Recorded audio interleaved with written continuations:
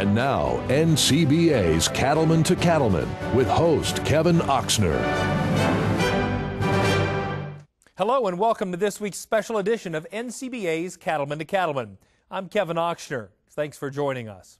This week, we're highlighting the educational pieces from the Beef Checkoff funded Beef Quality Assurance Program. Let's take a look. Red books are one key part of a solid record-keeping foundation on your operation, but solid organization and records are also key to the Beef Checkoff funded Beef Quality Assurance Program. Let's learn more.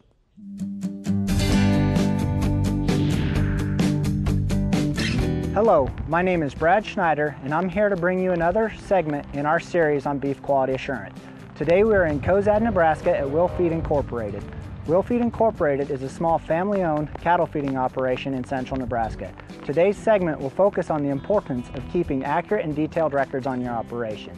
As our industry is under ever-increasing scrutiny from outside groups, the importance of accurate and detailed records cannot be overstated. They are your proof that you're in compliance with all applicable rules and regulations, that you responsibly use pharmaceutical products, and that you're a detail-oriented manager dedicated to improving the efficiency on your operation. I'm here with Ann Burkholder, General Manager for Will Feed Incorporated. Ann has been active in the day-to-day management of the feed yard for the past 12 years. Ann, can you tell us about how you got involved with the BQA program? I got involved in the Beef Quality Assurance Program in 1997 when I moved to Nebraska and began working at the feed yard. I was looking for management tools and ways to educate myself so that I could offer good care to my animals and produce safe beef. Can you tell us some of the types of record keeping that you keep here on your feed yard? Absolutely. We keep records about everything. We have records of how we handle cattle when they come in. We have records of how we process cattle. That would include the animal health products that we use, as well as the serial numbers and the withdrawal times and the route of administration. We keep records of when we move cattle through the feed yard. We keep records of rations as we move cattle up onto feed. We keep shipment records. We keep records of all of our animal health products when they come into the feed yard, as well as when we use them. And then we double check all of those records before we ship animals. So you name it, I've got a standard protocol for it. It's part of the way that I try to make sure that I have the tools that I need to do a good job, and my crew has the tools that they need as well. How have these records improved your efficiency as an operation? I believe that record keeping is the core of a good operation. We have a very, very low pull rate here at the feed yard. It's well less than 5%. We also have a very low death loss rate here. And I believe all of those things are tied in with good record keeping and passing information up and down the beef chain.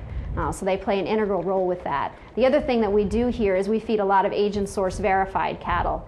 And so I'm tracing cattle from a source and a birth date all the way through the feed yard and to the packing plant, and that enables me to sell those calves for more money. What advice would you offer to producers who could use a little improvement in their record keeping? Record keeping is so important. You know, 20 years ago we thought we were in the grass business, or we thought we were in the cattle business, and we very rarely thought about the fact that we were in the beef business. And it's so important for us today to make that transition. Because what a cow-calf operator does on the ranch is going to affect that calf throughout his life. And I need to know what happens on the ranch so that I can deal with them appropriately when they're in the feed yard, and I can send the highest quality beef to the packing plant. I believe that I'm in the business of caring for animals, and I'm in the business of caring for animals that I'm going to harvest to feed to my children and your children and children all over the world. And that puts me in the beef business. And we need to be vertically collaborative with our record keeping all throughout the beef industry so that we can make sure we set those calves up for success and produce the safest beef possible. There are several basic record categories that are important to producers throughout every step of the chain. Every animal in our facility has an individual identification number. It doesn't matter if it's a commodity calf or a niche verified calf. Every animal in our facility has an individual tag number. So if we pull and treat a calf with an antibiotic because they get sick, all of that information is tied back to that individual identifier. We also record how much the animal weighs, what his temperature was, why he was pulled, the date that he was pulled, what he was treated with, and then we figure the withdrawal down at the bottom of the sheet. So we keep all of that information so that we can track that individual calf in terms of withdrawal, and then in terms of performance as well. We track most of our animals from ranch to rail. So we're looking at performance both at the cow-calf operation in the feed yard and then at the packing plant. And so keeping that individual data enables us to be able to trace that calf individually all throughout its lifetime. It's very important to keep track of animals the entire time they're on your operation, starting when they arrive. Receiving records would be documenting when the actual pharmaceuticals arrived at the feed yard. We'll have an invoice from the veterinary clinic. We'll also have a record of when that particular bottle with that particular serial number was opened and used and then was finished. So those are kind of receiving records in terms of when pharmaceuticals would come on the place. In addition to that, we keep inventory records. We check our inventories once a month. We also are measuring our bottles when we do that to ensure that what's actually in the bottle is what's supposed to be on the piece of paper as well. We weigh everything individually in our squeeze chute so that we can individually figure dosages when we're talking about using antibiotics. So we try to do a really good job of making sure that we use the right antibiotic and we use it at the right dose level and very specifically in terms of that particular animal. And I think all of that comes into record keeping as well. It's just doing all the little things right to make sure that we're judiciously using our antibiotics and we're documenting when we're using them. Treatment records are important to assure good communication with the veterinarian to prevent drug residues and to track total herd health performance. We keep both group treatment records and individual animal health treatment records for all of our animals here at the feed yard. We individually identify every animal that's on feed here so that we can trace those animals all the way through their life cycle. But we do also keep some group records as well. When cattle come into the facility, we always vaccinate them. I try to tailor a vaccination program according to what those animals have had earlier in their life. And we'll keep vaccination and worming records for the groups of cattle themselves. And it'll involve keeping track of not only what vaccines we use, but the serial numbers that we use of those vaccines, how they were administered. Generally, everything we give here is subcutaneous. Who administered them, the date of administration, as well as what the withdrawal will be when the animals are clear to go to harvest. So for processing records, we keep group records. If we need to pull an animal for an individual treatment, whether they're limping and have a problem with a foot or whether they have a respiratory infection and need an antibiotic, we keep all of those records according to the individual animal. So we'll take the ear tag numbers of the calf. In fact, many of the calves in our yard are carrying 2 different individual identifiers. We'll record all those numbers along with what the animal weighed, what his temperature was, why he was pulled, the date that he was pulled, what antibiotic was administered, what level that antibiotic was administered at, and then also what the withdrawal will be on the calf.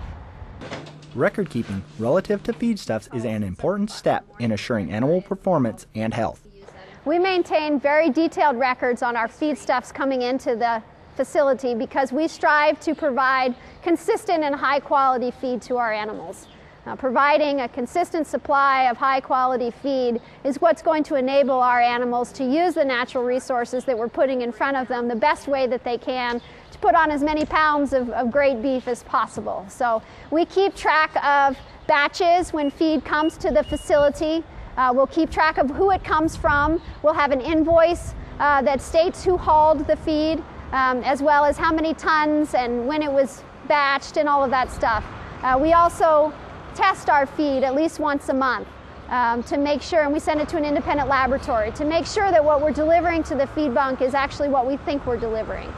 So we'll test the quality of our wet distillers grains, we'll test the quality of our mineral supplement, we'll test the quality of our forages and our rolled corn as well. So we're maintaining records and we're testing our ingredients at least once a month.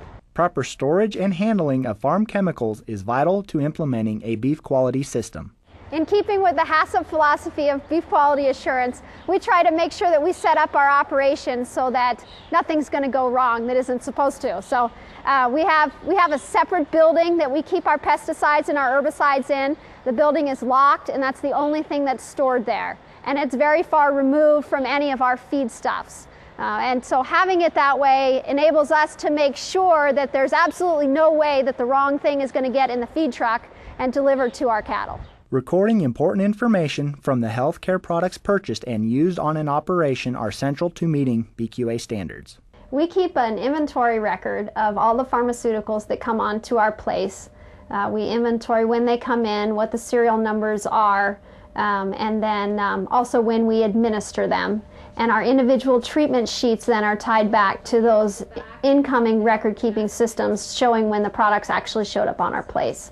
So we do that in terms of an inventory coming in. I also take a monthly inventory of all the products that we have housed so that I can use that as a check and balance system in terms of our individual record keeping. How much of one product did we use, and does that match with where we started at the month and where we ended at the month? And so we use a couple of different record keeping programs or record keeping styles in order to ensure that we've got a checks and balances system in place for the amount of product that we're using.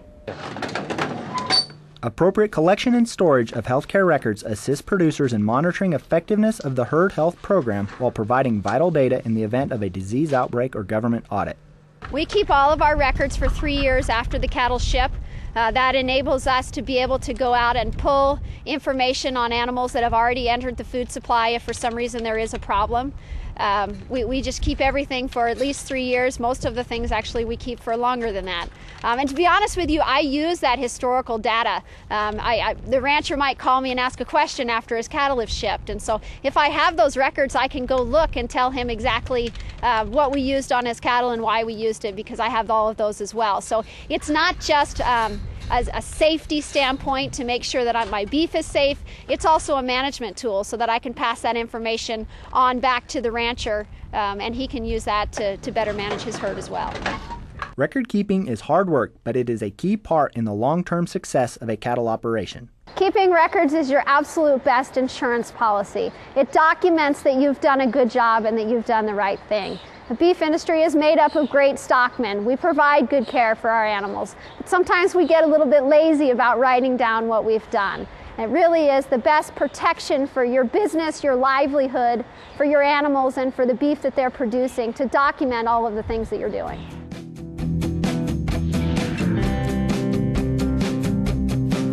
As our industry faces ever-increasing scrutiny from outside groups, the importance of accurate records cannot be overstated.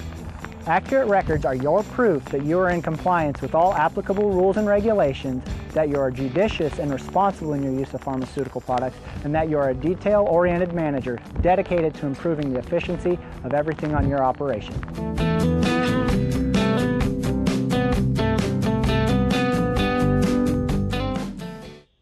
Again, for more tips on record keeping and to learn how you can become certified in beef quality assurance, visit bqa.org. Consumers count on America's cattlemen to deliver quality beef every time. So in your daily work to raise cattle, keep quality top of mind in everything you do, in the care, feeding, and handling of your animals. You can be a part of a national program that provides sound, proven guidelines for beef cattle production that will establish you as a leader and responsible stockman. Beef Quality Assurance, or BQA, is a national program funded by the Beef Checkoff that can help you strengthen your operation, improve cattle care, drive more value to the bottom line, and increase consumer confidence in the quality of America's beef. Producers across the nation have embraced the BQA program because of their commitment to be the world's best producers of beef, and because assuring beef quality is our job, not someone else's. Find out how you can become BQA certified. Visit the website bqa.org. Draxxin, clearly cattlemen's #1 choice to fight BRD. Here's why. Nothing is more depressing in a stalker business as to doctor and doctor. And you still have your chronics, you still have your death loss. And with Draxxin, we just found out that, especially with microplastics, you just had to be there to see the results. And the evidence backs up what most cattlemen already know. Draxxin cuts chronics and mortalities by 70%. So talk to your veterinarian and check the online calculator at Draxxin.com. You'll see, nothing gives you more for your money when you're fighting BRD. Just a great antibiotic. Very, very effective. Don't let the price tag scare you. It's a no-brainer. You just use it. Do not use in female dairy cattle 20 months of age or older. Do not use in calves to be processed for veal. Draxxin has a pre-slaughter withdrawal time of 18 days. Please visit Draxxin.com or call 1-888-DRAXXIN for more information. Over the coming months, we'll be taking a look at what makes up a solid beef quality assurance program on your operation. One essential tactic is having a strong relationship with your veterinarian. NCBA's Beef Quality Assurance Team has more from Fort Collins, Colorado.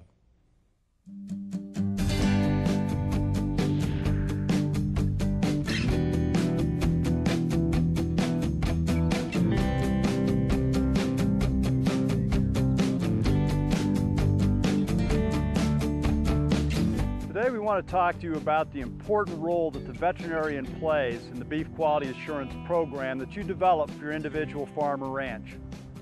The cattle industry is founded on partnerships with your neighbors, customers, suppliers. But the role of the veterinarian cannot be overstated in importance. You and your veterinarian form an effective team that helps provide the technical expertise, the day-to-day management, and the overall planning and implementation of a plan and program that protects the health of your cattle, the sustainability of your business and your way of life, and equally important, the protection of the people who consume the foods we produce, the consumer. So we look forward to sharing with you a whole series of thoughts, concepts, and protocols that will help make you more effective in your relationship with your local veterinarian as you work to make America's beef industry the best in the world.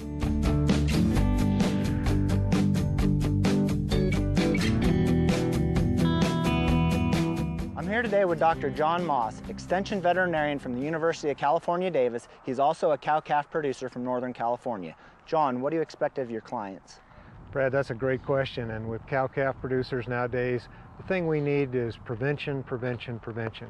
We need to have a healthy herd and we need to have healthy individual animals. So one of the main things I'm looking for is to sit down with my clients and develop a plan. And a plan not only to prevent disease, but also in the event of individual animals that get sick, to treat them quickly and effectively. And that plan is in the producer's hands so that he or she can go out and treat those individual animals when they need it, according to best scientific and medical principles. What should a producer expect from you as a veterinarian? Well, they should expect me to understand their operation, which is going to have to spend a little time there to get that done. And then they should expect for me to help them develop a plan that works for them in their setting, based on all the problems that are in the local area as well as in their individual herds. John, as a veterinarian, what are the records that you expect your clients to keep to help you do your job to the best of your ability? Well, Brad, that's a really good question. And you know, one of the most important things on a cow-calf operation is reproduction. If that cow doesn't have a calf and wean a calf every year, we're losing money and efficiency. So it's great to have a full set of reproductive records, and that's things as simple as, did she calve? Did the calf get sick? Did she wean a calf? What was the weight of the calf at weaning? Those kinds of things that are just basic that we all keep in our red book or somewhere else. Also, from a disease prevention standpoint, you can utilize the beef quality assurance forms that are in every manual in every state that says, well, we treated these calves, vaccinated these calves for these conditions, we dewormed them at this time, all the kinds of things that are done on a routine preventive measure, as well as the individual animals or groups that got treated. You know, we treated them for this disease or that disease, whether it's pink eye or scours or respiratory disease, and this is the way they responded to those treatments that we'd laid out ahead of time.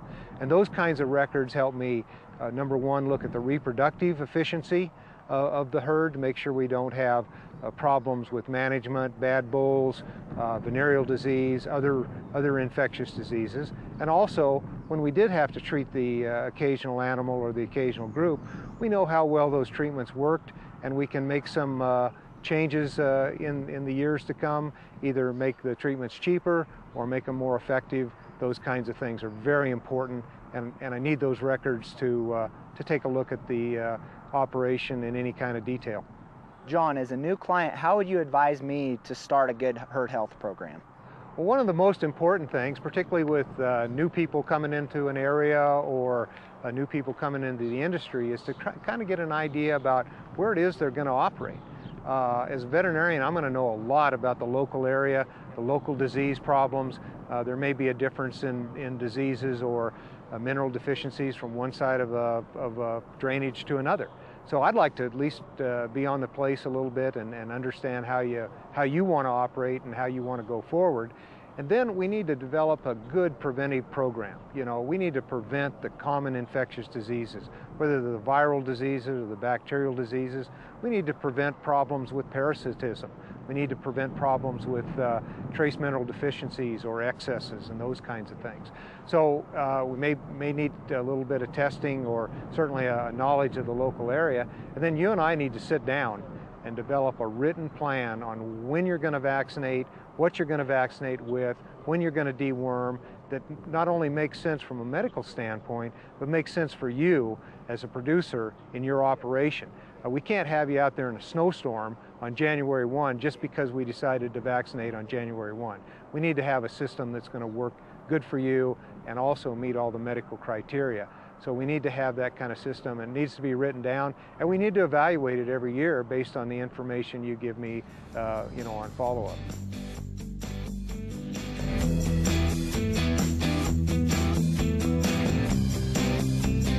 I'm Ryan Rupert, Director of the National Beef Quality Assurance Program, and today I'm with Dr. Dee Griffin from the University of Nebraska. Dee is a veterinarian and founding member of the BQA Advisory Board, and today we're going to talk about how antibiotics play a key role in beef quality assurance. Dee, beef quality assurance was really founded on educating producers on the proper use of antibiotics. Can you tell us a little bit about the education of antibiotics in BQA? Yes, beef quality assurance, as you mentioned, got its start over concern about the use of antibiotics and subsequent residues. And at the time we started, the residue rate in the United States was, in beef cattle, was a tick under 2%. Today that number is 0.00. Put 4 zeros in a number and you've got, USDA says we're residue free. But we still have to pay close attention. The issue of proper selection of antibiotics is not a residue issue. It's a matter of getting the most of the products that we buy. When I first started, antibiotics were not nearly as expensive as they are today. And we've had those discussions now in my 30 years of looking at cultures and necropsies and laboratory results. Lots of things have changed in my mind from when I first got out of veterinary college. We used penicillin, oxytet, sulfa pills were real common, and they still are for some. I wouldn't have a bottle of penicillin or a box of sulfa pills in an operation if somebody put a gun to my head. We don't have time. Bacteria replicate about once an hour, and if you put the math to that, one bug that you don't properly address with a proper selection and use of an antibiotic in 24 hours is 16 million. I mean, it's like the debt of the United States multiplying. You don't have time, because that one bug, an animal can deal with it. A bug can deal with 1,000 bugs.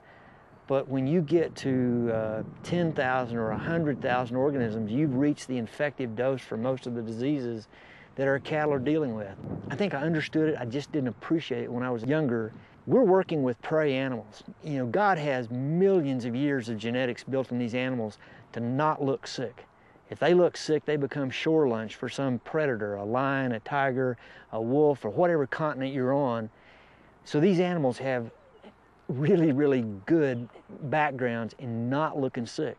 And so when some cowboy thinks they can go find one, you know, in a 30-second or 30-minute ride through a set of cattle, Don't kid yourself. When we do spot one, we've got no time to waste. I really believe the new modern technology antibiotics that we have available today, and we've got a bundle of them. We've never had it so good, but we need to start with antibiotics at work, and we need to have proper doses and used over proper timing. We'll have more tips from the BQA team up next. Stay with us.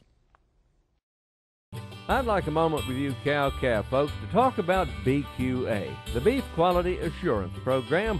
BQA has been designed to reduce bruises, blemishes, lamenesses, and impolite behavior in the calf shoe market.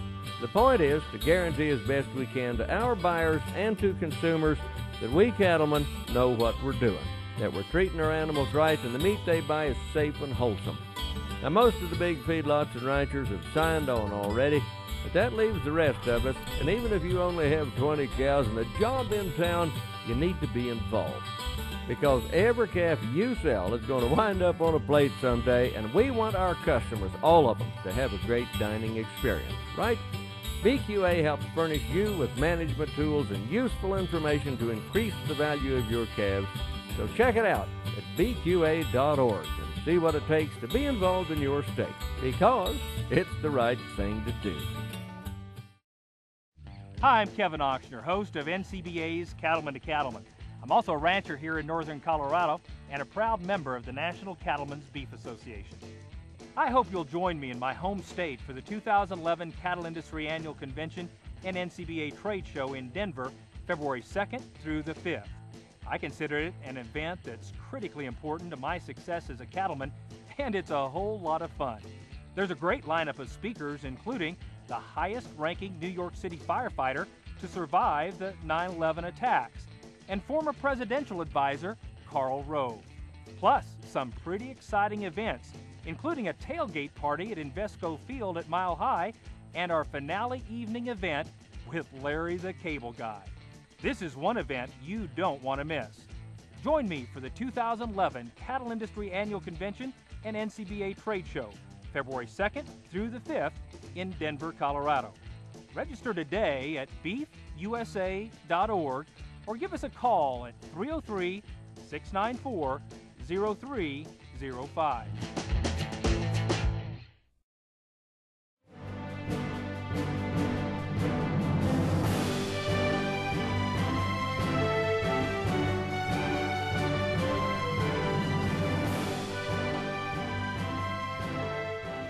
Welcome back. It's a key piece of proper beef quality assurance, safe and sterile equipment.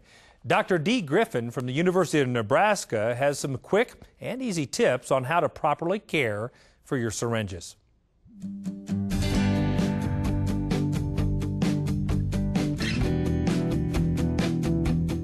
All right, so we're going to talk about sterilizing syringes. This happens to be a 5cc vaccination syringe, but we could also use it for medication syringes. And we'll assume I've started with a clean syringe. We never ever want to use any disinfectants or soaps in any of these syringes that we clean, because of the potential the residues would have an adverse effect on the product that we use. Now the other things I need for this is a microwave oven, some paper towels, and some sort of a Ziploc plastic bag. I'm going to start by sucking some water up in this syringe. And I don't need to have it completely full. I just need to get a little bit of water inside. In fact, I just as soon it not be completely full.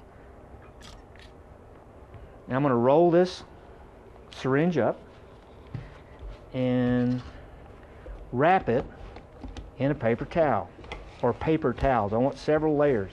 There's some metal in this paper towel, and let me assure you that if you wrap this and get it really wet, there'll be no sparking associated with that metal.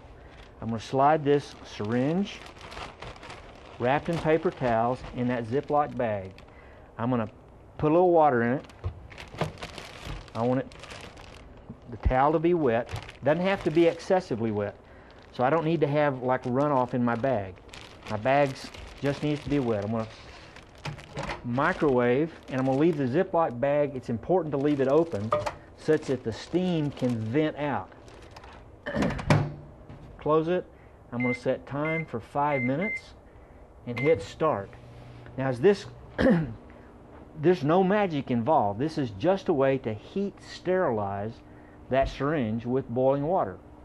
Well, that's cooking. Let me talk for just a second about how you would clean a metal syringe. You can't wrap enough paper towels around this to put it in a microwave to stop the sparking. But what I can do is use a microwave to come up with some boiling water. And I don't need a great deal, just a couple of minutes to heat a glass of water. And I start with a sterile syringe, and I'm going to take this apart. It's been, a clean syringe. I take it apart and clean all the pieces. I need some sort of lubricant to make this work, and in my case, some sort of cooking spray such as Pam or vegetable oil. Those are almost always soybean oil, and they're sterile. So I can spray coat the end of that rubber device, get my syringe back together. I've sprayed this, it's clean, not perfectly sterile. Slide that back together.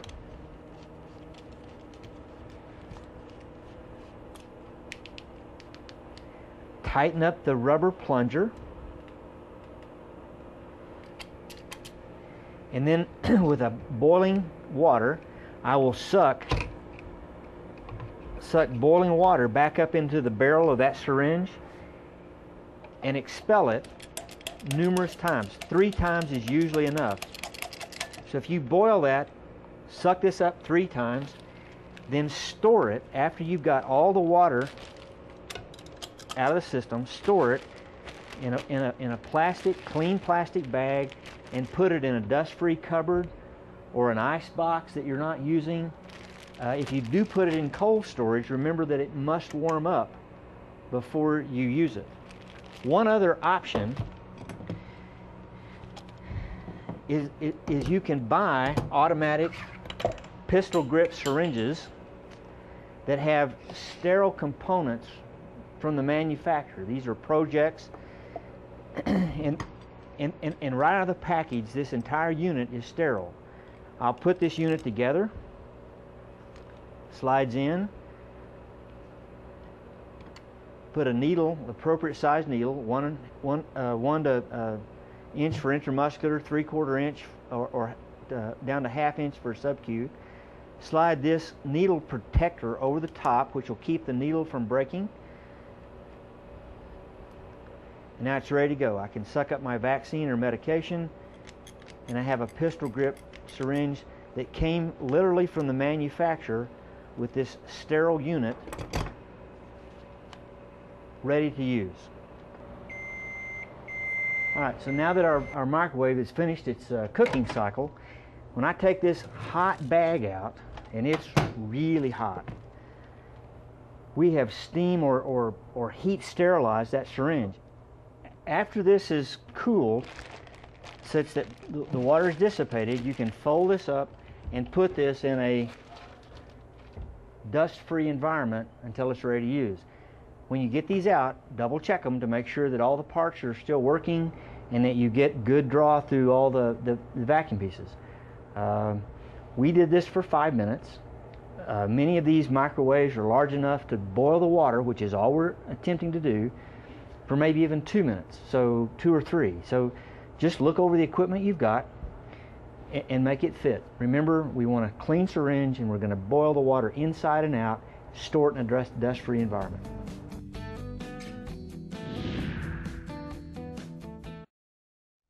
You can get more tips from the Beef Quality Assurance team by visiting our website at cattlemantocattleman.org.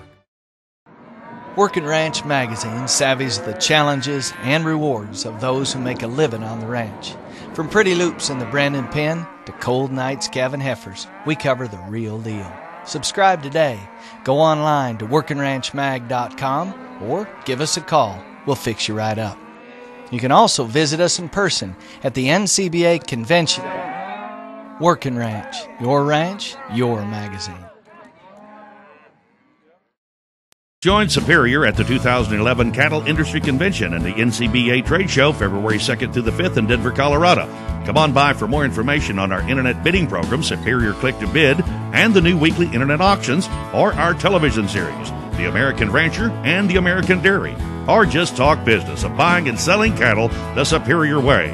Come by and visit our booth number 1097. We'll highlight the past, the present, and the future of Superior. For more details, go to superiorlivestock.com. Discover a great roundup for beef producers. Now, Beringer Ingelheim Vetmedica Incorporated has rounded up the top brands of animal health products. You bet your boots you won't find more ways to protect your cattle. So trust the leader to protect your cattle. Trust Beringer Ingelheim. Talk to your Beringer Ingelheim animal health representative and discover how we can help your operation. Proper care and handling of your cattle is of paramount importance to your animals and to our industry. And the experts with the Beef Checkoff funded Beef Quality Assurance Program work each and every day to help teach those best practices. They recently got to catch up with two cattle handling experts, Dr. Temple Grandin and Montana cattleman Kurt Pate. Let's take a look.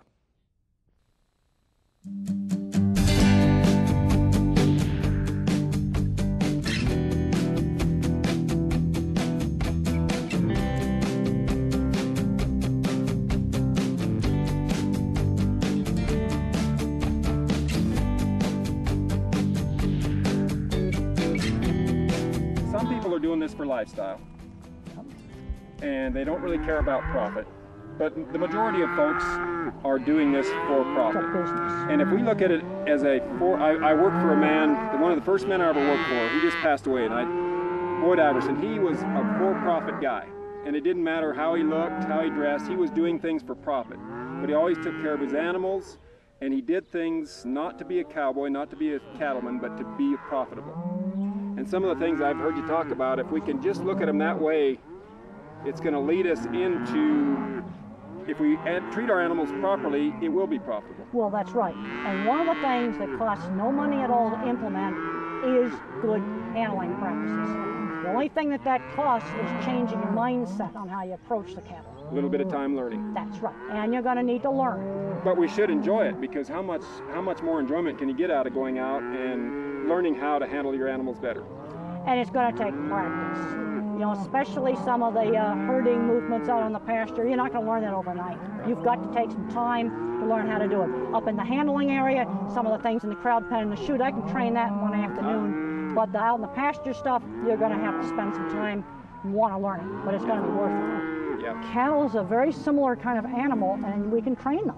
Yes. You know, there's been a lot of work on low stress handling where you get out amongst your cattle, walk amongst them, get the flight zones smaller, train animals to go through handling facilities. I strongly recommend doing that with calves and with new heifers, so they get used to going through the corrals, and you want to make sure you work them through the corrals the same way every time. Training animals works. Bringing cattle in to a gate from the pasture, we still got to position ourselves. Sometimes we get it right straight in behind the cattle, and then they start looking for us, which causes them to turn and go the wrong direction. Well, I also want to talk about all the ranchers that lead cattle. Lots of people lead cattle.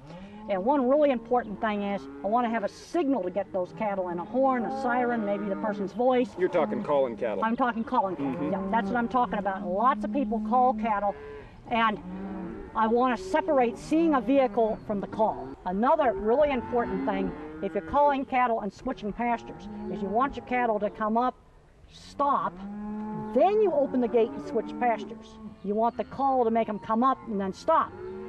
Then you go through the gate in a controlled manner. I cannot emphasize enough when you're switching pastures, a controlled movement through the gate. There's a lot of different ways you can achieve this, but I don't want mamas running in there 100 miles an hour and the babies are ditched behind and getting all stressed.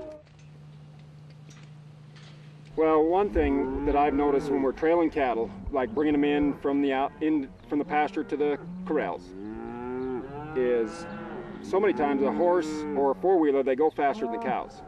So people are always crowding the cows, and either the cows, your horse maybe goes 4 miles an hour, and the cows are going 3 or 2 miles an hour. Pretty soon you got the cows either going by them and they're turning back on you, or they just get this, they won't go anymore because you push, and they don't get a release. Well, this gets back to pressure release. When they're going where you want them to go, you got to back off and ease up the pressure. Slow down, then you can put some pressure on, but you don't just do steady pressure. Yeah, maybe this is where that side-to-side kind of That's right. Side-to-side motion is beneficial with a four-wheeler or horseback. Maybe a foot, you can control that movement because you can slow your own feet down. But your horse, he's going to walk 4 miles an hour. And then no if they matter want to turn back, you got to back off, and then you got to zigzag, and you've got to back off of them. Another thing is, do not chase stragglers. Do not chase stragglers. Even if you're a good cowboy? That's right. Let the motion of the herd attract the stragglers in. Yeah. So you'd probably just want to back up, hold the herd, let that animal come back on its own. That's right. And then if it's a great big herd moving, usually the stragglers will just follow along unless they've lost all visual contact.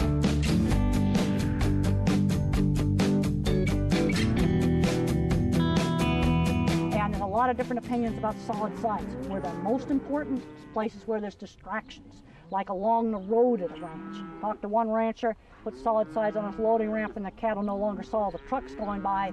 That improved the handling. So we want them to see the handler, we just don't want them to see all the distractions. Well, that's right. Yeah. And on some of the curved chutes, the outer perimeter needs to be totally solid, and there's a lot of them where the solid side comes up about 4 feet, and then they can still see the handler. Or if you are using a catwalk, it should just be a little low catwalk. Sure. High catwalks are really bad. Yeah. But if they can't see the handler, then you have to resort to either noise or physical touch, and that's not as good as vision. And I want visuals a whole lot better, and I want to get away from all the screaming, arm flapping. That needs to stop. There's scientific research that shows that's extremely stressful to cattle. Yelling and screaming with a high-pitched sound is as stressful as an electric problem. Whatever kind of system it is. Whatever system you have, that's fill that crowd pen half full. The other thing is, a crowd pen, no matter how it's designed, it's a passing through pen. You want to wait until the lead-up chutes are more than half empty, so you can just bring the cattle in, they can come on around and pass through the crowd pen and go up the chute. You do not want to hold them, making them wait in the crowd pen. With the tub, the bud box, even the wing, you don't want to have them stored in there. It's not a storage area, it's a pass-through. That's a great way to put it. Now, you can make a lot of different kinds of facilities work. There's a few things that absolutely don't work. You have a lead-up chute that holds 2 cows. You simply can't get any flow. Or you have a crowd pen that can hold only 2 cows when it's half full. You're going to need to do something to enlarge the crowd pen. Another bad mistake on round systems, and a lot of them are laid out wrong, is the tub doesn't go around in the full half circle. And as they come around the half circle and they're looking up the curved chute, they got to see a place to go. You bend too sharply, it's not going to work. So really, a lot of it you can have whatever kind of facility that you have, but if you don't have animal handling skills, the higher your skill level, the easier any system is going to work. That's right. And the higher your skill level is, you can make a lot of rather poorly designed facilities actually work. Yeah. I mean, one of the advantages of a well-designed facility is the skill level required to operate it is way, way lower. But regardless of design, fill the crowd pen half full. It's a passing through pen, not a storage area.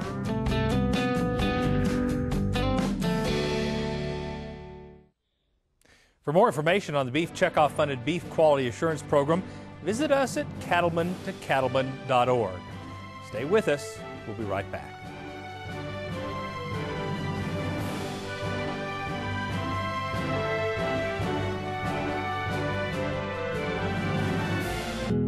Right? Sometimes. Left? Sometimes. Dull? Never. Steve Cornett's Out to Pasture column brings out the opinions among readers who agree and disagree with his unique perspective on industry issues, such as GIPSA, estate taxes, marketing, and more. Join the conversation and read Steve's Out to Pasture blog on the web at www.beeftoday.com, in Beef Today's Cattle Drive e-newsletter, and in Beef Today magazine. Comprehensive, practical, powerful. Now's the time to put the power of DNA to work in your herd with the comprehensive Identity Profile. The inside information from Identity can help you make more confident replacement heifer and herd sire selection decisions, add marketability to your feeder cattle, make faster genetic progress, and more. The best time to get started is when you're already working cattle, during branding, weaning, or bull soundness exams. Get started today. Visit Identity.com or call 1-877-IGENITY to put the power of DNA to work in your herd. Lots of cowmen put a little extra into their calves, hoping it'll bring them another nickel at the sale, like preconditioning, early weaning, or for specialty markets. But how can the buyer trust your claim? Old vaccine bottles or your ratty tally book? Truth is, this little green ear tag will be all you need. That's what IMI Global does, third-party verification. The seal of approval, like the nutrition label on your Twinkie. Did I say Twinkie? IMIGlobal.com. Why is B&W's turnover ball the best-selling gooseneck hitch in the country? Maybe it's the ingenious way it solves everyday problems. Or because it's time-tested and is rated to tow 30,000 pounds. Maybe it's because our lifetime warranty gives hard-working people peace of mind. Or maybe it's because folks love to own a hitch that's still 100% made in America. The Turnover Ball by B&W. Trusted. Farming is a partnership. Man and wife engaged in the centuries-old business of raising livestock and coaxing a crop from the ground. And yes, there really are moments that inspire the romantic images that poets and artists portray. The couple sitting on the porch swing, watching the sunset over a field of soybean. Or mom in her apron, holding a steaming platter of biscuits as hubby and the haying crew look up from the breakfast table smiling. Or the wife, chatting pleasantly as she explains to the implement dealer exactly what part her husband sent her to town for.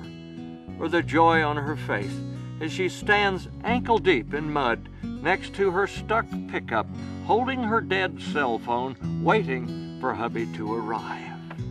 Yes, these are the ties that bind. Children, neighbors, and friends give their lives flavor and satisfaction, but the strength of the whole operation depends on the bond between the farmer and his wife. It is a mutual dependency that stems from knowing that each will do their part to make it work. This does not mean that there are not complications. There are times when each is forced to assist in tasks for which they are not well suited, and it is on these occasions when bedrock relationships are tested and lines drawn in the sand. George asked Polly to help him sort some big steers. "Well, where's Carlos?" she asked. "Nobody's here," George said, agitated, "and I gotta sort them this afternoon." Well, Polly was put on the sorting gate. The alley was slick, the clouds were low, the winds were blowing, and it was 42 degrees. "In and by!" came the shouts as George orchestrated the train wreck. Cattle got passed, got cut the wrong way, the sorting gate got bent. George's instructions got louder and more pointed. Finally, he chased one clear to the end of the alley, cussing all the way. "Dadgummit, Polly! These cattle had to be worked today. I can't do it alone. Why are you always making such a muck of everything? Why can't you do anything right?" So, does this mean I'm fired? This is Baxter Black from Eltsair. Thanks, Baxter. We'll be right back.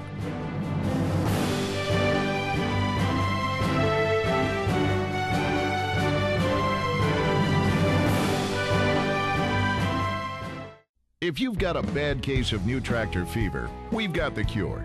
It's the Green Fever sales event at your John Deere dealer.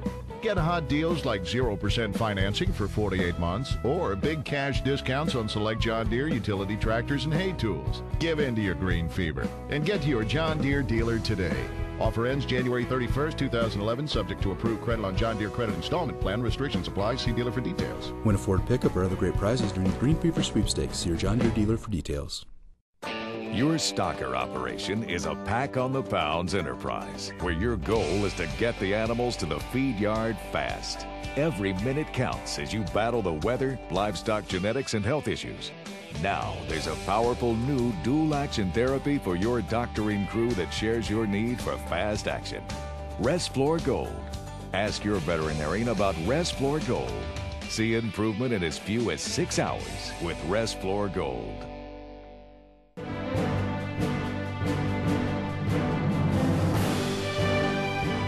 Welcome back.